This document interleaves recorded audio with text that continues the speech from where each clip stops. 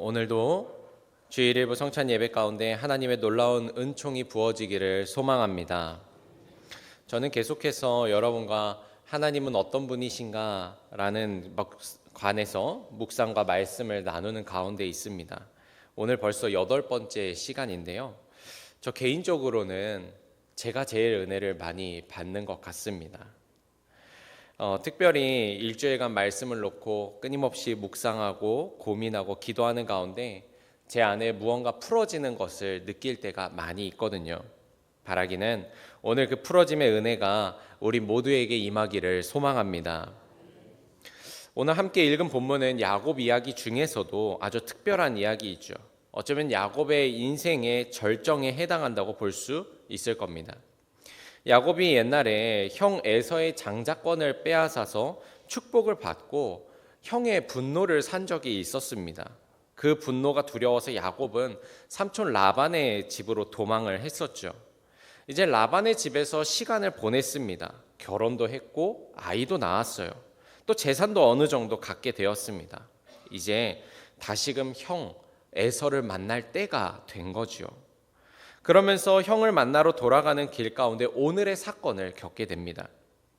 야곱은 형에게 먼저 선물을 보냈어요. 그리고 또 두려운 마음에 자신의 재산과 가족을 먼저 보냅니다.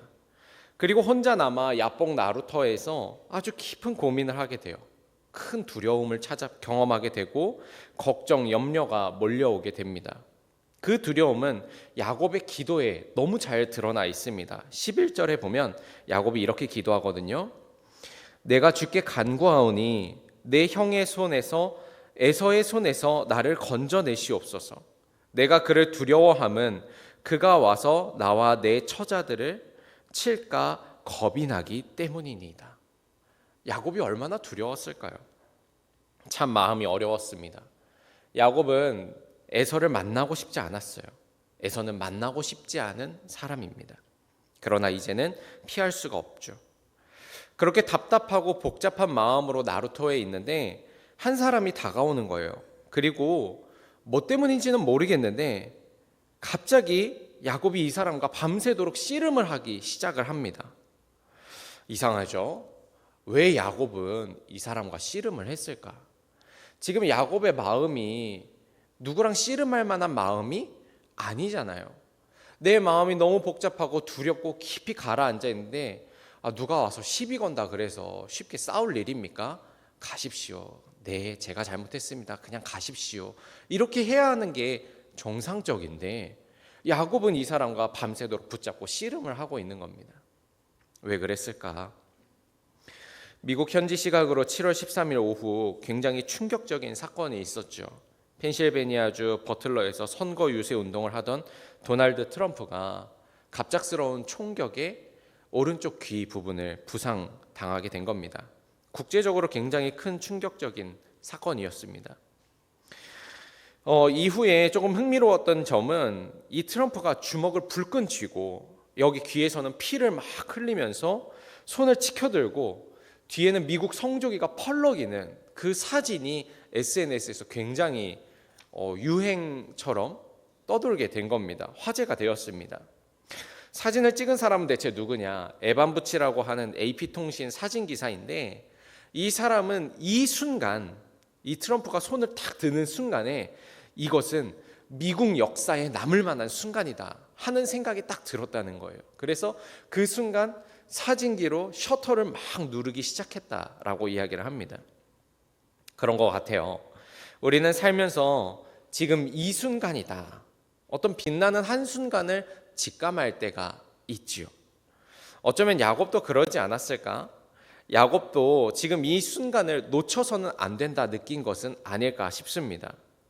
야곱은 지금 이 순간이 그토록 바래왔던 축복을 받을 그 시간임을 직감했던 것인지도 모르죠.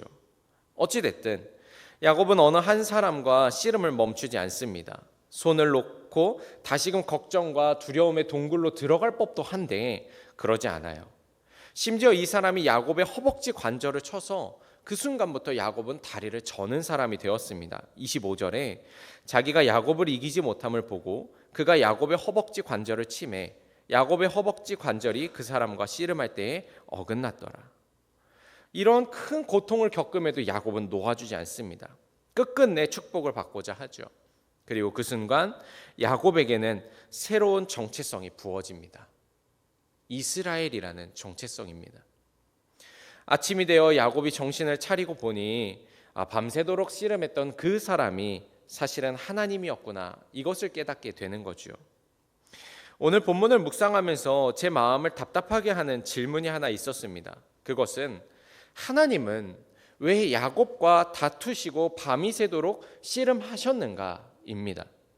어쩌면 이 질문에 대한 답이 오늘 하나님은 어떤 분인지 우리에게 가르쳐 줄 것이라는 마음이 듭니다.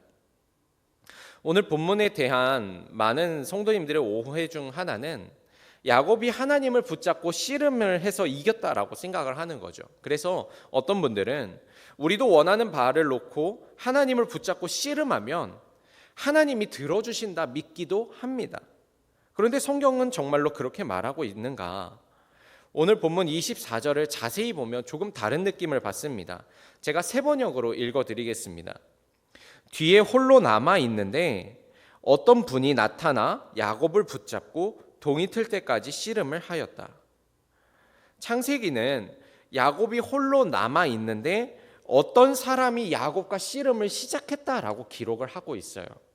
그러니까 야곱이 누군가에게 씨름을 건 게 아니라 어떤 사람이 와서 야곱에게 씨름을 한 거죠. 이거는 굉장히 중요한 문제입니다. 씨름을 누가 먼저 시작했는가? 어떤 사람. 나중에 확인된 바로는 하나님이 먼저 씨름을 시작하셨다. 이상하지요? 하나님이 먼저 씨름을 거셨다. 먼저 다투자고 하신다. 이해가 되지 않습니다. 우리가 익히 알고 있는 하나님은 사랑의 하나님입니다. 따뜻하게 맞아주시고 품어주십니다. 위로하시고 일으키시는 하나님입니다. 그러니 지금 야곱에게 하나님이 하셔야 할 일은 위로하시고 힘을 주시고 일으키셔야만 하지요. 그런데 오늘 본문에서는 야곱을 오히려 쓰러뜨리게 하려고 하시고 넘어뜨리게 하시고 힘겹게 하시는 하나님의 모습이 드러납니다. 이해하기가 어렵습니다. 사랑과 씨름이 어떻게 조화로울 수 있는가? 깊이 묵상하는 중에 깨닫는 것은 하나님에게는 씨름이 곧 사랑의 행위였다라는 사실입니다. 생각해 보십시오. 제 몸무게가 제 아이보다 계산해보니까 한 6배는 더 나가는 것 같습니다. 그러니 제 아이는 자신이 아무리 강호동이라고 해도 대단한 기술을 가져도 어떻게 해도 저와 씨름해서 이길 수가 없습니다. 그런데 만일 여러분들이 지나가다가 제가 아이와 씨름하고 있는 광경을 보았다라고 한다면 그 의도는 무엇일까요? 제가 아이에게 폭력을 행사하거나 아이를 정말로 힘겹게 하는 것이 목적일까요? 아니라는 거죠. 아이를 향한 사랑의 행위라는 겁니다. 만일 사랑으로 씨름하지 않는다면 아이는 결코 이길 수 없고 크게 다칠 겁니다. 그러니 제가 아이에게 씨름을 해주는 것은 사랑하기 때문인 거죠. 성인과 아이 차이도 이렇게 큰데 하나님과 야곱의 차이를 생각해 봅시다. 이는 더더욱 말이 안 됩니다. 씨름으로 같은 모래판에 서는 것조차 용납되지 않는 상황이죠. 그런데 그런 상황에 하나님이 야곱과 씨름을 해주시네요. 그것도 밤새도록 야곱이 붙잡고 있는 걸 받아주십니다.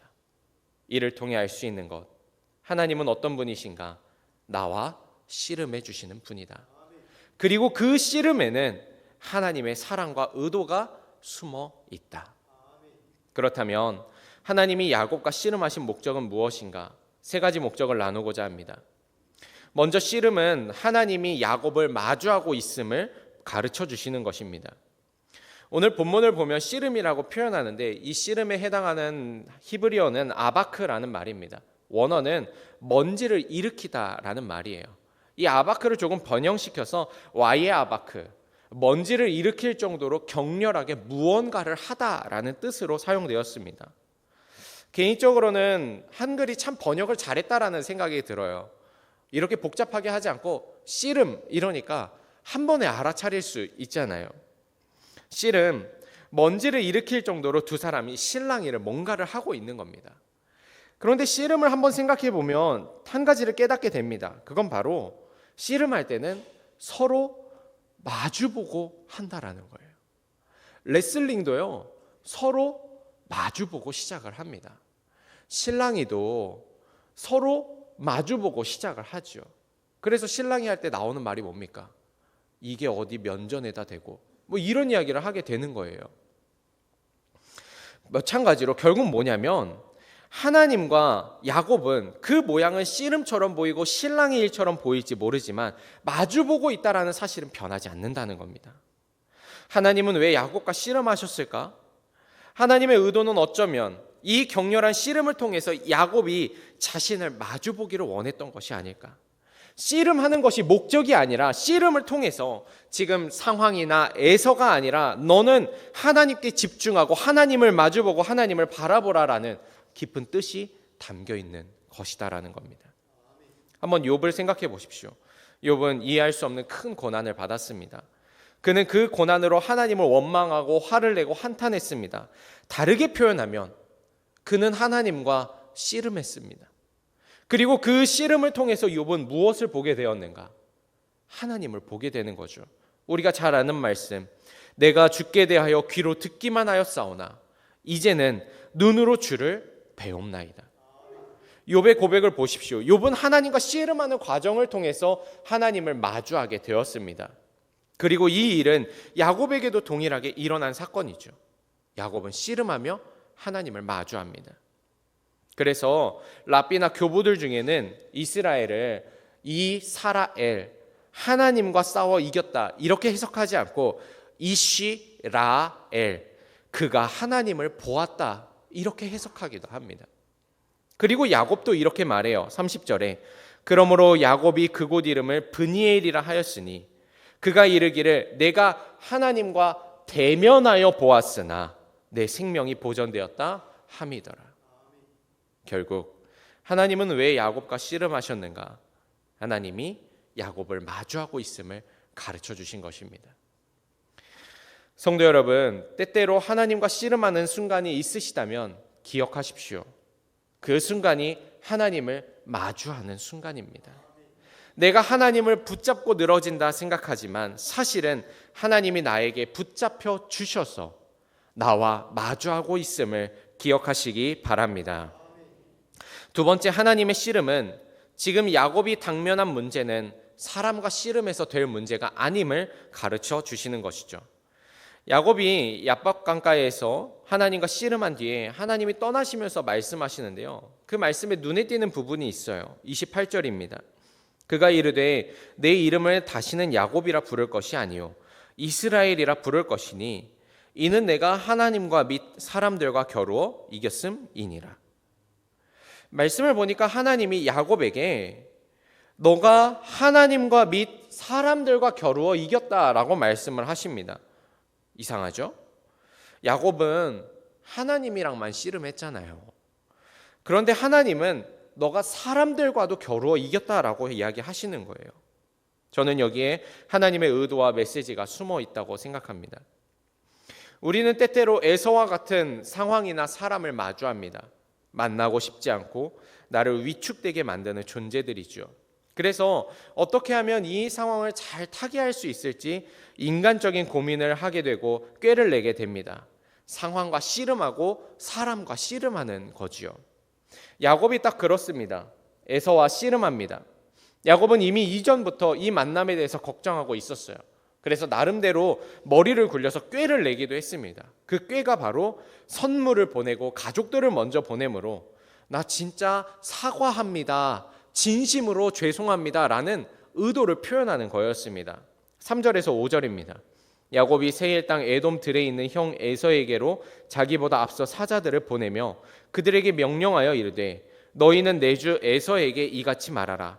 주의 종 야곱이 이같이 말하기를 내가 라반과 함께 거류하며 지금까지 머물러 있었사오며 내게 소와 나귀와 양떼와 노비가 있으므로 사람을 보내어 내 주께 알리고 내 주께 은혜 받기를 원하나이다 하라 하였더니, 이게 야곱의 진심이고 야곱의 꾀입니다. 내가 가진 재물을 다 드리겠습니다. 그러니 나에게 은혜를 좀 베풀어 주세요. 그러나 아무리 선처를 구하고 아무리 선물을 해도 걱정이 되는 건 어쩔 수 없습니다. 이전에 형이 화가 났을 때 야곱을 죽이겠다고 날뛰었거든요. 야곱은 그 상황을 기억하는 거죠. 걱정이 됩니다. 사람과 씨름하고 상황과 씨름하면 못 이길 것 같다라는 생각이 자꾸 들지요. 그런데 그 순간 하나님이 야곱에게 가르쳐 주시는 거예요. 야곱아, 너가 나 하나님과 씨름해서 이겼으니 이제 너는 사람들과 씨름해도 이길 것이다. 그렇습니다. 우리의 눈앞에 있는 대적과 씨름하면 답이 보이질 않습니다. 그러나 그 순간 하나님과 씨름하면 승리의 길이 보입니다. 내가 상황을 붙잡고 사람을 붙잡고 늘어지면 비참해지고 처참해지고 절망만 느끼지만 하나님을 붙잡고 늘어지면 빛이 보이고 길이 열리는 줄로 믿습니다. 그래서 바울은 이렇게 말해요. 에베소서 6장에 우리의 씨름은 혈과 육을 상대하는 것이 아니요 통치자들과 권세들과 이 어둠의 세상 주관자들과 하늘에 있는 악의 영들을 상대함이라. 그러므로 하나님의 전신갑주를 취하라. 바울이 하는 말의 의미가 뭡니까? 그리스도인의 씨름은 단순히 사람이나 상황이 아니라 영적인 씨름이기 때문에 씨름판에서 붙잡아야 할 것은 사람이나 상황이 아니라 하나님이다. 너희가 지금 씨름해야 될 상황이라면 하나님을 붙잡고 씨름해서 하나님의 전신갑주를 어떻게든 받아내어라. 그게 너희가 이기는 길이다. 이 말을 하고 있는 겁니다. 결국 하나님이 야곱과 씨름하신 두 번째 이유는 무엇인가? 하나님과 씨름하는 것이 지금의 걱정과 염려, 두려움을 이기는 길임을 가르쳐 주시는 겁니다. 마주하는 사람이나 상황과 씨름할 것이 아니라 그 뒤에서 역사하는 영적 존재를 파악하고 하나님을 붙잡는 것, 그것이 승리의 비결인 줄로 믿습니다. 성도 여러분, 그러니 씨름의 대상을 잘 정하시기 바랍니다. 우리의 삶의 문제는 하나님과 씨름할 때 해결될 줄로 믿습니다. 마지막으로 하나님이 야곱과 씨름하시는 이유는 야곱에게 이스라엘이라는 축복을 주시기 위함입니다. 28절에서 29절입니다. 그가 이르되 내 이름을 다시는 야곱이라 부를 것이 아니요 이스라엘이라 부를 것이니 이는 내가 하나님과 및 사람들과 겨루어 이겼음이니라. 야곱이 청하여 이르되 당신의 이름을 알려주소서. 그 사람이 이르되 어찌하여 내 이름을 묻느냐 하고 거기서 야곱에게 축복한지라. 야곱은 끝끝내 하나님과 씨름하여 축복을 받았습니다. 그러면 그 축복은 대체 무엇인가? 아브라함처럼 많은 자손을 준다는 축복인가? 이삭과 같이 거부가 된다는 축복인가? 적어도 오늘 성경 본문에서는 아무런 축복에 대한 언급이 나오지 않습니다. 대신에 야곱은 다리를 절게 되었고 이스라엘이라는 이름을 받게 된 거죠. 이스라엘이라는 말의 뜻은 앞서 나누었듯이 하나님과 싸우다 또는 하나님과 싸울 것이다 라는 의미를 가지고 있습니다. 이제 야곱은 절름발이로 살아가면서 자신이 하나님과 씨름했던 날들을 매일같이 떠올리고 씨름을 통해 바뀌어진 자신의 이름 이스라엘을 떠올리게 됩니다. 그리고 이것이 하나님의 축복이라 성경은 말하는 거죠. 그동안 야곱의 일생을 살펴보면 축복을 추구하는 삶이었음을 깨닫게 됩니다. 그는 축복받기 위해서 사람과 다투고 상황과 다투고 운명과 다투었죠. 그는 태어나면서 형의 발 뒤꿈치를 잡았습니다. 그는 형의 장자권을 매수합니다. 라반의 재물을 얻고자 술수를 쓰고 계략을 썼습니다. 그 모든 것이 다 축복을 갈망하는 마음에서 나온 일이죠. 그리고 오늘 하나님은 그런 야곱에게 진정한 축복을 주시는데 그 축복은 하나님과 씨름하며 사는 삶, 이스라엘이라는 겁니다. 그러면 하나님과 다투는 게 왜 축복인가? 앞서 얘기했듯이 하나님과 마주하기 때문에 축복이죠. 하나님을 바라보기 때문에 축복입니다. 하나님이 그 씨름을 통해서 길을 열어주시고 상황을 열어주시기 때문에 축복인 거죠. 하나님은요, 이 씨름을 피할 생각이 없습니다. 야곱이 언제까지 붙잡고자 하면 잡혀주십니다. 그래서 하나님과 씨름하고 다투는 것은 곧 하나님과 동행하는 삶을 의미하는 거죠. 때때로 하나님과의 동행은 행복하고 평안하기보다는 티격태격하는 일이 더 많은 것 같습니다. 하나님의 생각이 나와 너무 다르고 하나님의 마음을 도무지 모를 때가 많죠. 그래서 하나님의 옷깃을 붙잡기도 하고 성을 내보기도 합니다. 이건 아닙니다. 외쳐보기도 하죠. 다시는 하나님 보지 않겠다고 소리도 쳐봤다가 눈물로 돌아오기도 하죠. 이 모든 것을 한 단어로 표현하면 이스라엘입니다. 결국 하나님이 야곱에게 주신 축복이 무엇인가? 나와 다투어도 좋다. 나와 씨름하는 삶이어도 좋다. 나를 설득시키려고 소리쳐도 좋다. 나와 함께하자. 나와 씨름하면서도 나와 동행하자. 저는 이것이 이스라엘의 의미라 믿습니다. 그리고 이 사실을 깨달을 때 우리는 이스라엘의 하나님이 임마누엘의 하나님임을 고백하게 될 것입니다. 그렇습니다. 진정한 축복은 하나님의 축복을 받아서 뭘 어떻게 됐다가 아니라 그저 하나님과 붙어 있는 것, 비록 씨름하는 것일지라도 하나님께 붙어 있으면 그 삶은 축복받은 삶인 줄로 믿습니다. 그런 의미에서 야곱은 오늘 분명히 축복을 받은 거죠. 성도 여러분, 하나님과 함께하는 삶이 어찌 그리 힘든지 모르겠습니다. 짧은 인생을 살아온 저도 너무나 힘들고 어렵고 때때로 하나님이 얼마나 원망스러운지 모르죠. 그러니 오랜 세월 하나님과 다투고 사랑하고 또 씨름하며 살아오신 여러분들은 얼마나 고생스러우셨나요? 그런 여러분에게 오늘 말씀이 위로가 되기를 소망합니다. 하나님과 씨름하며 살아오신 그 삶은 그 자체가 축복이었음을 믿음으로 고백하는 저와 여러분이 되기를 소망합니다. 그렇습니다. 하나님은 왜 야곱과 씨름하셨는가? 또 하나님은 왜 나와 씨름하시는가? 그 이유는 나와 마주보시기 위해서. 삶의 문제는 하나님과의 씨름으로 해결되기 때문에, 그리고 씨름하는 삶은 그 자체가 축복이기 때문입니다. 이것이 이스라엘이라는 이름에 담긴 의미, 그리고 하나님이 씨름하시는 이유인 줄로 믿습니다. 성도 여러분, 그러니 우리는 어떻게 해야 할까요? 하나님을 붙잡고 놓지 말아야 됩니다. 씨름판에서 떠나면 안 됩니다. 어쩌면 하나님이 씨름하다가 야곱처럼 우리의 환도뼈를 꺾으실지도 모르겠습니다.